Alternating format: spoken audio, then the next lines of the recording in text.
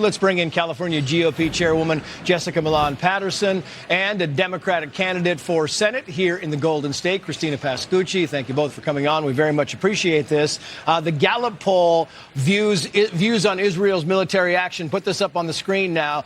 Republicans approve of this by a 71% margin. Democrats approve of this on a 36% margin.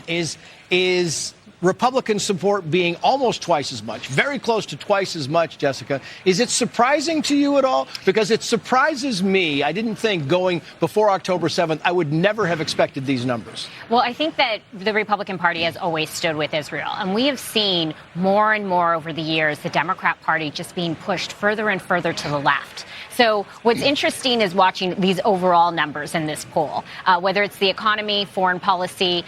President Biden is absolutely failing Americans, and they're talking about it. Yeah.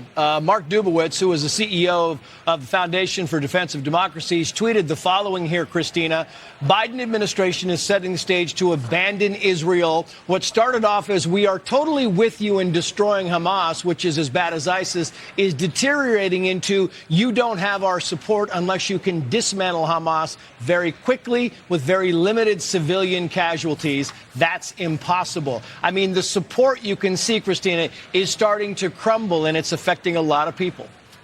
Well, Trace, I think overall what the poll showed is that President Biden still has Democratic support, strong Democratic support. But when it comes to the independent voter, that is where he's suffering. And also with the young voters, 18 to 34, who obviously disapprove of what he's doing with Israel and Gaza. I found it interesting, though, that his numbers are far ahead of Trump, even since June, and especially since the war in Israel. So that's something to look at.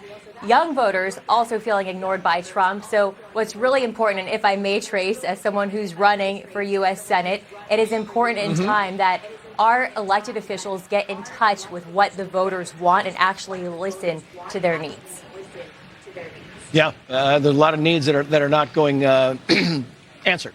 Excuse me. So the Hatch Act, we're talking about this. Jackie Banyos was talking about the Hatch Act. The administration has been warned by a watchdog a number of times, Jessica, do not do MAGA Republicans, because you can't do that. You can't use these ideological terms, and they keep doing it. And you wonder why they keep doing it, including yesterday. And you think, what's the deal here? They're getting away. There's no consequences. That's exactly right. They don't fear any consequences. And it's kind of hypocritical because Karine Jean-Pierre has utilized the Hatch Act on many occasions for questions she doesn't want to answer, like RFK Jr. running. And it's just really, when you look at it, you had 2 years with the presidency, the Senate, and the House, and you did nothing. Stop talking about the other team. You didn't deliver for the American people. Yeah.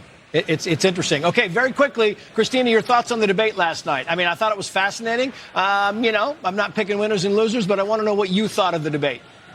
I do think that Governor Newsom had a slight edge, but I also think he has to be careful when he's throwing stones from his glass house.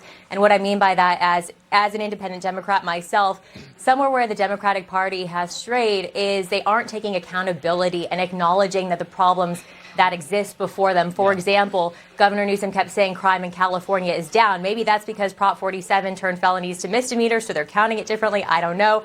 But on a personal note, I can tell you in the last couple years, my car was stolen, my home was burglarized, my mom was robbed at Costco. People do not feel safe, and you can't fix these problems if you don't acknowledge that they exist. Yeah, and lastly, your thoughts on the debate, because she kind of was very kindly there about Gavin Newsom. He wouldn't answer any tough questions, and there were some untruths along the way. Jessica. I'll pick winners and losers. Gavin Newsom lost that debate last night. I think people had very high expectations that he was going to come in and he was going to be the smooth-talking salesman that has gotten him reelected. When the fact of the matter is, when a person in the media actually held him accountable for the failures in his state, it was very clear it was indefensible. Jessica, Christina, thank you both. Coming up, we